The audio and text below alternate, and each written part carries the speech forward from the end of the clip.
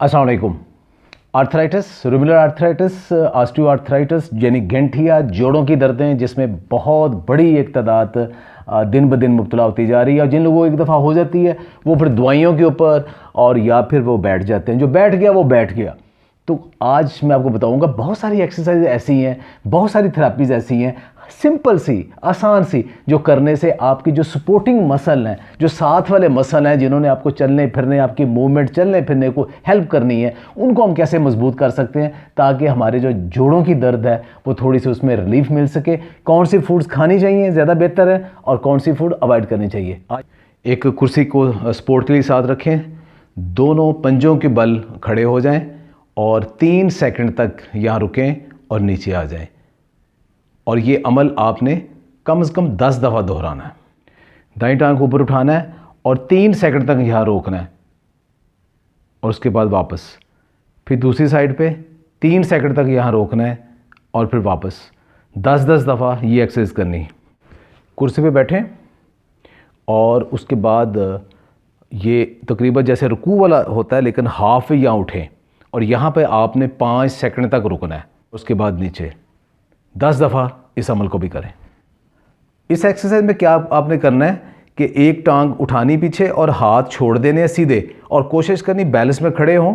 कम से कम इसको 20 तक लेके जाना है। लेकिन अगर मुश्किल पेश आ रही है, पहले 5, अगले दिन 10, 15, फिर आहिस्ता आहिस्ता 20 तक आप जा सकते हैं। और ये दोनों तरफ, दोनों टांगों के साथ आपने कम से कम 5-5 दफ़ा ये करना है। सीधे लेट जाएं, एक कपड़ा लें और उस कपड़े की मदद से अपने टांग को यूँ पकड़ लें। और ये काफ और आपके हैमस्ट्रिंग की एक्सरसाइज है। इस कपड़े की मदद से इसको आहिस्ता आहिस्ता आहिस्ता अपने ऊपर उठाना है, जितनी आसानी के साथ, लेकर टांग सीधी रहे, टांग बेंड नहीं करनी, जितनी सीधी रहे। और यहाँ तक आपने 20 की गिनती तक यहाँ रुकना है और उसके बाद आहिस्ता आहिस्ता वापस। ये है कि आप 1 महीने या 1.5 महीने तक आप अपनी टांग को यहाँ तक लेके आ सके। ये जो अंदर वाले दोनों मसल हैं, इनकी मजबूती के लिए क्या किया जाए, तो आपको एक गद्दी चाहिए। इस गद्दी को दोनों टांगों के दरमियान में रखना है और ये घुटने आपने जोड़ लेने हैं। घुटने जोड़ के आपने जितने ज़ोर से इसको प्रेस करके होल्ड कर सकते हैं, जितनी ज़ोर से प्रेस करके इसको होल्ड करना है और 10 सेकंड तक इसको होल्ड करना है। फिर आपने इसको छोड़ देना है और इसको कम से कम 5 दफ़ा रिपीट करें।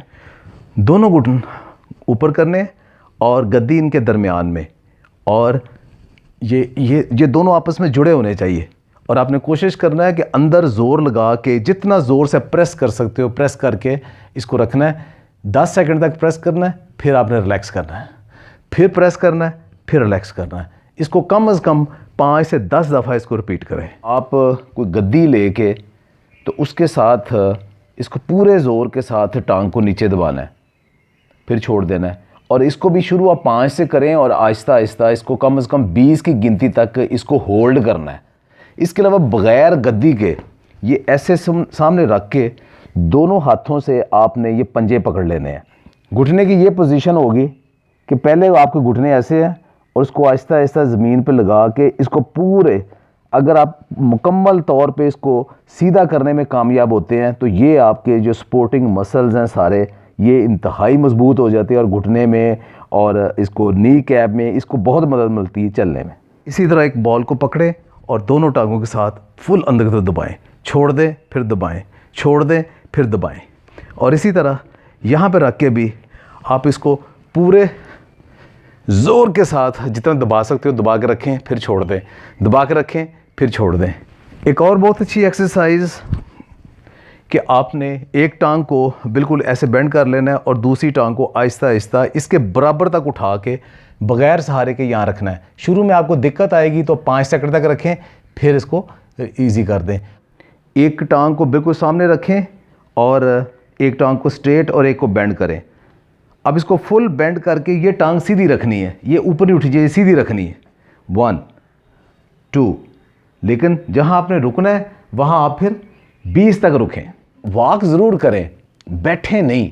लेकिन अगर कार्टिलेज ही घिस गई है, चलना बिल्कुल ही दोबर है, तो फिर आप ज़्यादा वॉक नहीं कर सकते घुटनों के पेशेंट।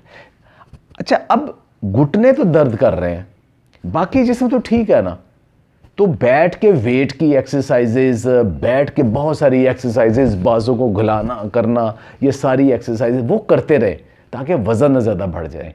और दूसरा, कभी भी किसी कुर्सी के ऊपर यूँ नहीं बैठना, ऑलवेज़ मुकम्मल टेक लगा के कमर सीधी करके बैठें कि क्या खाएं जो आपके लिए अच्छा हो। ख़ास तौर पे घुटने के दर्द में जो मरीज़ों के लिए जो बेहतरीन फूड है, एक तो ओमेगा 3 फैटी एसिड वाली फूड खाएं। वो कौन सी है? वो मछली में, ऑयली फ़िश में, फ्लैक्स सीड में यानी अलसी के अंदर मौजूद है, एक्स्ट्रा वर्जिन ऑलिव ऑयल के अंदर मौजूद है, और पे बादाम, और उससे भी ज़्यादा कहीं ज़्यादा वॉलनट यानी अखरोट, ये खाएं, ये आपके लिए बेहतर है। एक चीज़ को अपनी खुराक का हिस्सा बनाएं, वो है चिया। चिया क्या चीज़ है? छोटे छोटे सीड हैं लेकिन they are rich in omega 3 fatty acid, और उसको आप अपने रात को भिगो के सुबह आप नाश्ते में इस्तेमाल करें या किसी टाइम अपने ड्रिंक में इस्तेमाल करें।